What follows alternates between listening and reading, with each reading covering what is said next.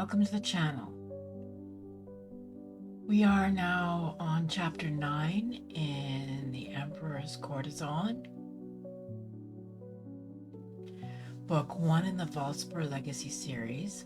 I am Allison, the author of The Emperor's Courtesan and all of the books in the Valspar Legacy series. If you are just stumbling upon this video by chance, I highly recommend visiting my channel and watching all the videos in the playlist prior to this, or clicking on the link in the description to go to my blog and reading the chapters previous to this one, so you actually know what's going on. And on that note,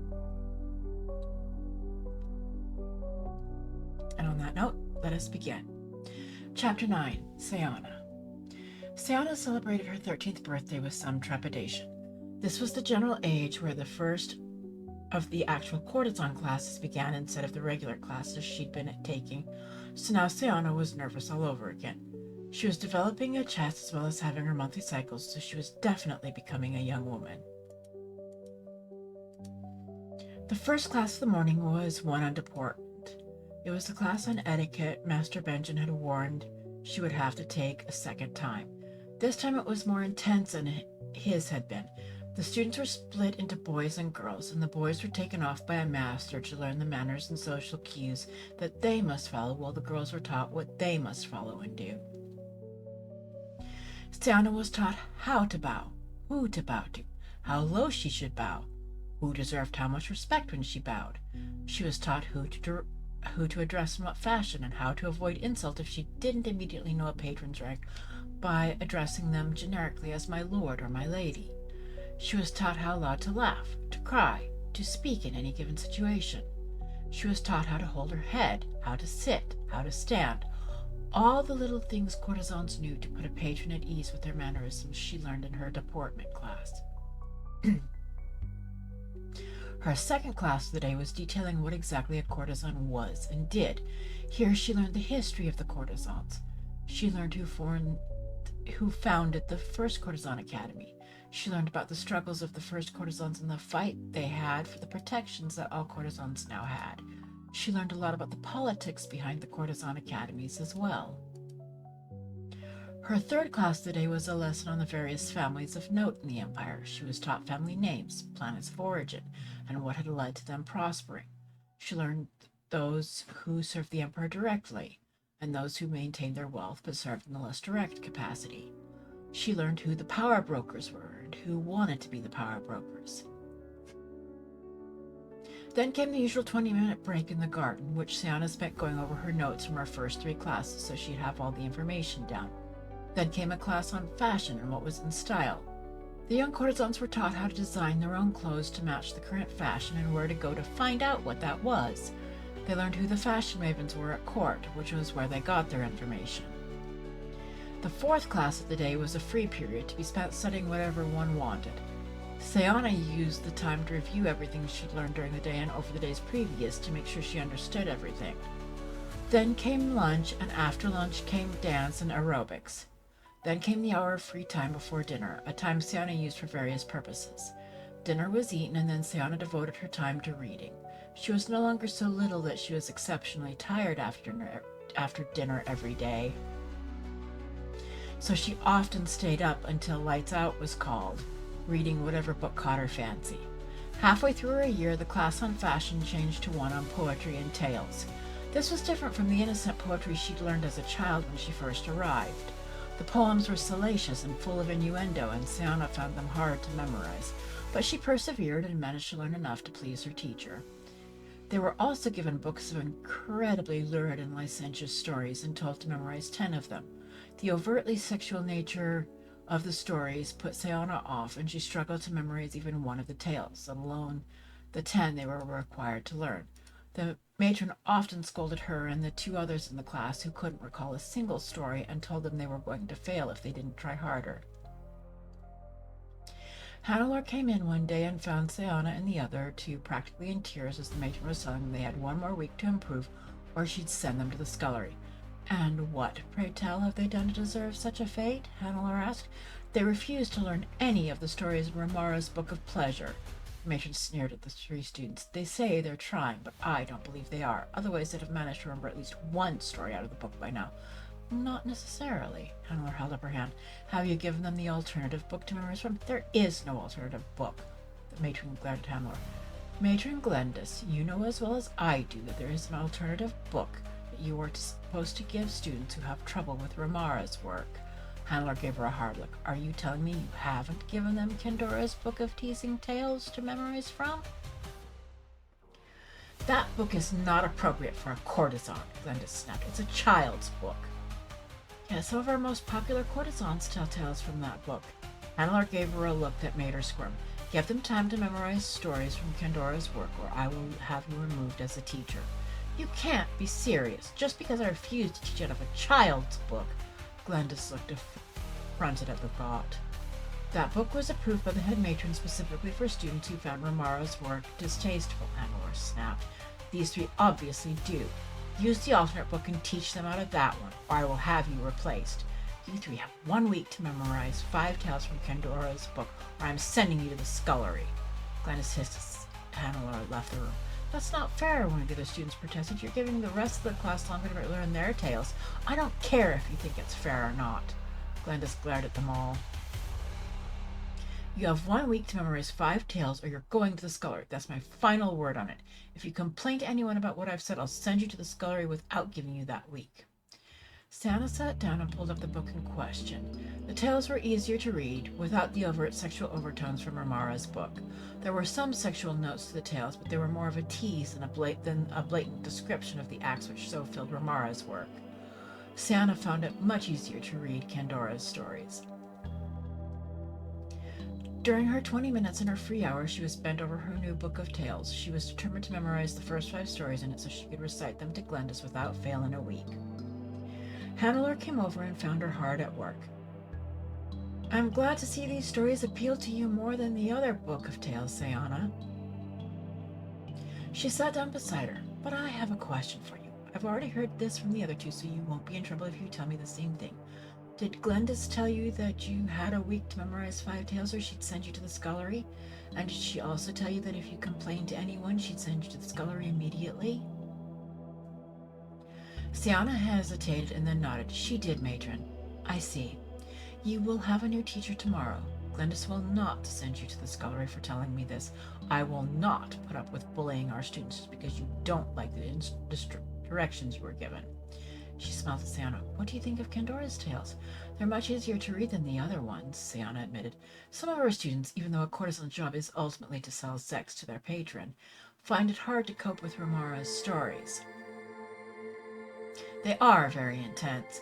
We found a book that was just as enticing to our patrons without as much in the way of overt sexual overtones, and allow for those students who can't deal with Romara to memorize tales from that one. I'm glad you enjoy the tales from it, Hannelore patted her arm. I don't exactly enjoy them. Sayana tucked a few stray strands of hair behind her ear as she spoke. They're just easier to read and memorize than the others. You don't enjoy them? Most students your age are intrigued by them. Hannelore seemed puzzled by her attitude. Most students my age didn't grow up with parents who showed no concern for their children. Sayana grimaced. I learned about sex when I was 3 because we shared the quarters with my mother, and neither she nor my father thought to keep me and Callum out of the room when they got involved. I'm not ignorant like so many of the others. Ah, yes, I can see how that would color your perceptions of it. Just remember that, in the end, you'll be required to form those same acts with your patron. Hannelore regarded her solemnly. I know. Sayana sighed. They taught us that in the class on what it means to be a courtesan. I know that we're a little better than overpriced pleasure saves, even if no one else sees it that way. Sayana, that's hardly the way to look at your profession. Hannelore's expression was a mixture of shock and horror at her viewpoint. May not be the way to look at being a courtesan, but in the end, that's what we are, isn't it? We are being trained to do one thing. Please our patrons so they want to have sex with us. We must do whatever it takes to get our patrons into our beds. We're there for 3 years, and then we're whisked off to service another patron. On and on it goes until we retire, at which point we can teach other children to do what we've done, or settle down somewhere and live out a quiet life. Sayana paused. I don't see how that's much different from living as a slave until the day your master frees you, or you die, whichever comes first. Sayana, what we do is a service to the community. Hannelore looked faintly disturbed. Many marriages are arranged, and there is no affection between husband and wife. Courtesans give companionship and affection where there is none and bring some happiness to a joyless situation.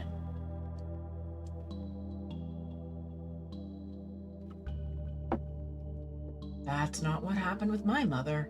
She was just used for sex when my father's wife refused to give it to him, or when she displeased him in some way. My father would go to my mother to spite his wife. Sayana shrugged. Or so my mother always said. She said she felt sorry for his wife because she was married to such a miserable excuse of a human being. Yes, and we've told you your situation was unique. Hannah reminded her. Was it? Was it really? Sayana asked. Or is it different because the head matron has laid down some different rules than the other academies to make it safer for us? Actually, many of the rules the head matron has laid down come from other academies. Triolia was one that didn't have such policies in place, and it cost your mother dearly. Hannelore gave her a thoughtful look. I know they were planning on making some changes after what happened with your mother was discovered. I hope, for the sake of their courtesans, they made several changes to their policies and started protecting them better than they did my mother. Sayana frowned and thought of all the women who might have been harmed by men like her father and wondered just how many courtesans Trialia Academy had lost over the years. I need to go deal with Glandis. Hannelore arose. Don't think of this as being sold into sexual slavery, Sayana. Think of it as performing a duty no one else can fill. I'll try. Sayana went back to the book of tales and Hannelore took herself off. Memorizing tales? Are you having any better luck? Callum asked as he joined her. They gave me a different book. The stories aren't as lewd, and I'm having a far easier time getting through them. Sayana looked up at her brother. I should be able to memorize 10 of these easily. The stories they gave us weren't that bad. Callum looked at his sister strangely. I thought they were awful. Sayana shuddered. Then again, you're not the one who walked in on Mother on 9 separate occasions while she was having sex with Father. I did. I was probably there the day she conceived Addie, Ian, and Ethan.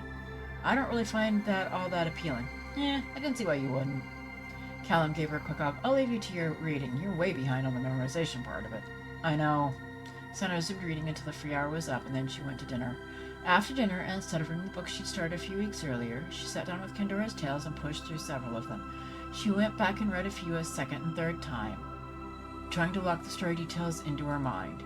She read the stories until it was time for lights out. She put up her pad and went to bed, still determined to memorize as many stories as she could. The next day, a new matron was teaching the class. She assured the 3 who were reading Kendora's Tales that they did not have to memorize 5 in a week, that they just had to memorize 10 by the end of the class and recite them over the last week like the rest of the students. This gave them a few months to work with, and Sayana felt a little more confident that she'd be able to do it. By the end of the year, Sayana had memorized the 10 required tales and recited them with all of the appropriate pauses and the proper inflections as taught by the matron. She passed her classes with good marks. The 2 weeks of the winter holiday started off on a high note for Sayana. Callum found her reading in her room. Didn't you get enough books during the year? He demanded with a laugh. It'll never be enough. Sayana grinned. How'd you do? I passed everything as expected. Callum shrugged. You? Same. Sayana shifted her position. Now we've just got the 2 weeks of vacation, which no one ever goes anywhere except for a few of the matrons and masters, and then it's back to the studies. Next year's supposed to be interesting for me. Callum looked excited. You get into some deep stuff, apparently, once you reach your 16th year, and that's where I'll be. I'm only turning 14, so I've got 2 years to go before I see anything interesting. Sayana looked at her brother. You know, I still don't like the idea of being a courtesan, but really, I can't see doing anything else with my life. I never could. Callum shook his head. There was never any path for us but this one, Saya. At least Addie and Ian have found a different way to go. Sayana glanced down at her uniform. I didn't want this for either of them. Being a scholar suits them. Addie is thriving there, and Ian seems to be doing okay too, Callum observed. I wouldn't know how well Ian is doing since Addie does all the talking when we call, Sayana laughed. She does dominate the conversation, doesn't she? Callum laughed along with his sister. Then again, you do most of the talking for the 2 of us, but I don't mind that. You always had a better relationship with Ajira than I did. I was more of a mother to her than our mother was, and I was only 3 when she was born. Sayana shook her head. Did the best I could for her, but I'm pleased she has adults she can look up to taking care of her now. So am I. She needs that. Callum glanced over his shoulder and noticing something Sayana couldn't see, he took a step back. Sayana thought a matron must have said something to him. So do we. Sayana wished she had someone she could talk to who understood how she felt. I've got a few of the masters I really look up to. I've chatted with them outside of class, and they're very willing to explain things to me. I don't know any of the matrons that well, Sayana sighed, except for Matron Hannelore, and she's always too busy for me to talk to her. I haven't found any other matrons who seem to share my views on being a courtesan, so they're all so hard to talk to. Are your views still uncomplimentary? Callum looked at her with some amusement. In a way they are. Sayana watched her brother. He seemed to have changed his mind about being a courtesan. I've told him to Matron Hannelore, and she suggested I look at being a courtesan as doing a service instead of how I normally see it. I'm trying to see it her way, and I just don't get how she can say it's a service. We're serving those who need our particular type of help, that's how. Callum's expression made her think he'd already figured this out for himself ages ago. I just don't see it that way. Then again, I've never had a very complimentary view of being a courtesan, so I suppose that's not unusual. I'll just have to try harder to change my viewpoint. Sayana looked at her brother thoughtfully. It'll become a whole lot easier for you if you do, Callum grinned. I did, now I'm enjoying myself and learning a lot. Then I'll follow your example. Secretly, she wondered if she could. Her dislike of being a courtesan was so deeply ingrained in her, and none of her lessons were changing it. She now understood the process of being a courtesan more, so there was less a dislike of the unknown, and more a general distaste for what she was going to have to do when she turned 18. Callum seemed to see it all as a grand adventure. Maybe if she could figure out how to see it in the same way, it would get easier. That's the right attitude to have, he stretched. I'm going to see if any of the other guys want to play a game or something. You want to join me? No, I want to read. I've been focused on Candora's Tales for most of the past 6 months. I'd like to read something not to do with sexual liaisons for a change, Sayana giggled. You and your books. Callum grinned at her. Enjoy. I'll see you later. He sauntered off and Sayana returned her attention to her book.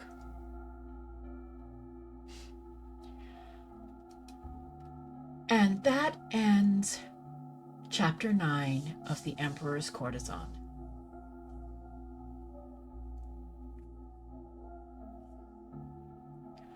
I do hope you've been enjoying the story so far.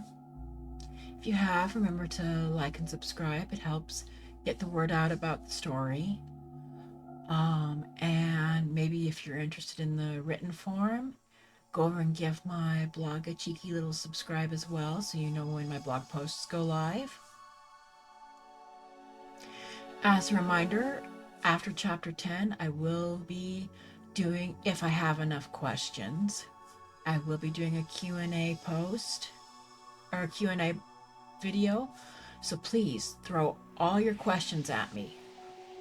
I will take as many of them as I can and get them into a short Q&A video.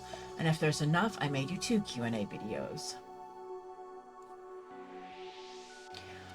All my socials are down below in the description. I appreciate your time, and I wish everyone who has watched this video a wonderful day.